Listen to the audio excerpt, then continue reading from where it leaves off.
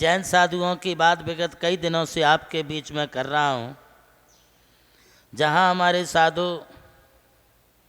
चंद्रमा के समान सौम्य होते हैं, वहीं हमारे साधु सागर के समान गंभीर भी होते हैं। नदी में बाढ़ आ सकती है, तालाब डैम ओवरफ्लो हो सकते हैं, कोई नदी नाला प्रवाहमान हो सकता है, क्षुभित हो सकता है, किंतु सागर कितना भी उसमें पानी आ जाए चारों ओर से, तब भी सागर समुद्र कभी अपनी सीमा का उल्लंघन नहीं करता है। इसी तरह से हमारे जैन साधु भी समुद्र के समान गंभीर होते हैं। कितने भी उतार चढ़ाव आवे या जो भी सम विषम परिस्थितियां बने, इन समस्त सम विषम परिस्थितियों में भी हमारे जैन साधु कभी अपनी समता का, शालीनता का कभी भी उल्लंघन नहीं करते हैं। वे अपनी मर्यादा और सीमा में रह कर के ही अपनी साधना करते हैं। इसलिए जैन साधुओं के लिए समुद्र के समान गंभीर कह दिया है। हम समुद्र को रत्नाकर कहते हैं। जैसे सारे रतन हमें समुद्र से ही प्राप्त होते हैं, उसी प्रकार सारी अच्छाई, अच्छे गुण हमारे लिए साधुओं से प्राप्त होते हैं। आप साधुओं के सहवास में रहेंगे, आपको रोज कुछ नया समझने को, नया सीखने के लिए मिलेगा। आप उनके सहवास और संगति में रहेंगे, दो ज्ञान की बातें सीखने को मिलेंगी। आपके लिए उनके पास रहने पर चारित्र और त्याग तप की प्राप्ति भी होगी। जैन साधु को जहाँ एक ओर समुद्र के समान गंभीर कहा है, वहीं दूसरी ओर साधुओं के लिए मूल्यवान मणि के समान प्रभा पुंज वाला कहा है। जैसे कोई डायमंड होता है, कोई माणिक जवाहर अथवा बहुमूल्य कीमती रत्न होते हैं, उन रत्नों की अपनी प्रभा पुंज होती है। कितना भी आंधी तूफान चले, तेल और घी से जलाया गया दीपक हवा से बुझ सकता है, आंधी से बुझ सकता है, किंतु ये रत्नमयी मणियों का जो प्रकाश है, ये आंधी और तूफान में भी कभी मंद नहीं होगा, कम नहीं होगा। इसी तरह साधारण व्यक्ति थोड़े से कष्ट आदि आने पर वह प्रभा पुंज से रहित हो जाता है, घबरा जाता है। किंतु दिगंबर जैन साधु कितने भी कठिन परिस्थितियों का उन्हें सामना हो करके गुजरना पड़े, वे कभी भी जो हैं अपने ध्येय से और अपने लक्ष्य से कभी भी च्युत नहीं होते हैं।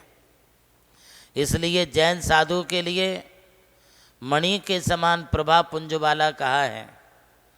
एक और बात मैं आपको बताऊं कि साधु जैसे जैसे उपवास करता जाता है, तपस्या करता है, वैसे वैसे इनके शरीर की कांति और तेज भी बढ़ने लगता है।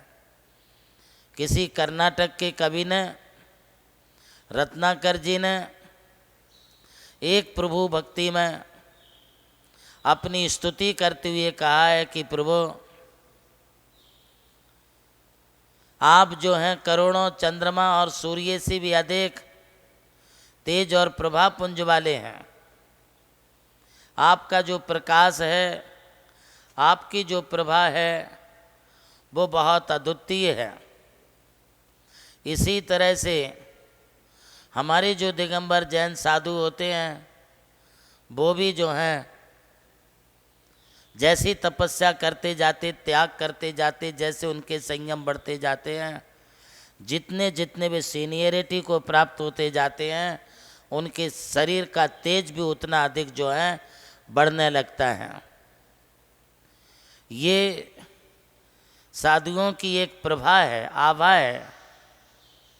उनके चारों ओर का आभा मंडल इतना अच्छा हो जाता है कि उस आभा मंडल में सभी वहाँ पर समाविष्ट हो जाते हैं।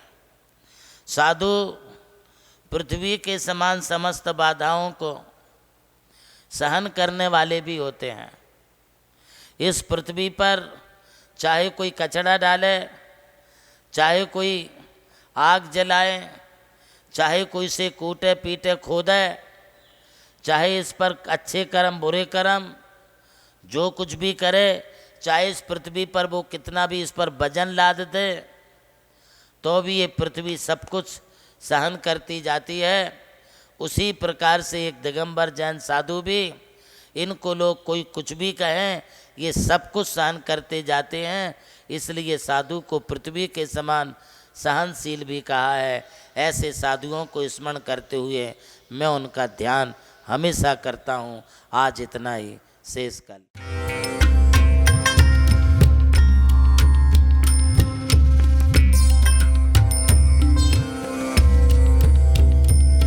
जैन धर्म केवल धर्म नहीं, जन जन का धम है। यही है इस धर्म की संस्कृति। सन 2010 चातुर्मास के दौरान मांगी तुंगी और गजपंथा की तीर्थ यात्रा के बाद एक रात्रि गजपंथा की पहाड़ियों पर विश्राम करते समय आचार्य श्री देवनंदी जी महाराज को एक दिव्य स्वप्न प्राप्त हुआ। स्वप्न में उन्होंने देखा कि एक ऐसा तीर्थ जिसकी कोई कल्पना भी नहीं कर सका था, एक ऐसा स्थान जहां पंच परमेष्ठियों की भव्य मूर्तियां हों, एक ऐसा समव शरण जो समर्पित हो जैन धर्म की शाश्वत परंपरा को। उस दिव्य संकेत को जीवन में उतारने के लिए आचार्य श्री कुंथलगिरी की ओर विहार पर निकल पड़े। वहां एक श्रद्धालु ने अपनी भूमि पूज्य गुरुदेव को समर्पित की और यहीं से आरंभ हुई मुंबई आगरा हाईवे NH3 स्थित णमोकार तीर्थ के निर्माण की महायात्रा।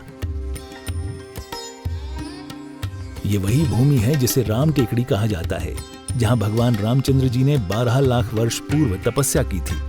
आज यही भूमि बन रही है जैन संस्कृति का जीवंत प्रतीक, णमोकार महातीर्थ। यहां बन रही है 51 फीट ऊंची अरिहंत परमेष्ठी की मूर्ति, चारों दिशाओं में 31-31 फुट ऊंची अन्य परमेष्ठियों की मूर्तियां।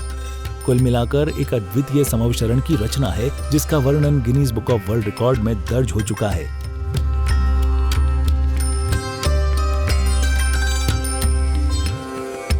इस भव्य मंदिर जी में स्थापित किए जा रहे हैं 24 तीर्थंकरों के 24 मंदिर, पंचमेरु, नंदीश्वर द्वीप, नवदेवता और 64 रिद्धि मंदिर, सप्तऋषि मंदिर और गोमटेश्वर बाहुबली, संवेद शिखर जी की झलक और क्षेत्रपाल मंदिर।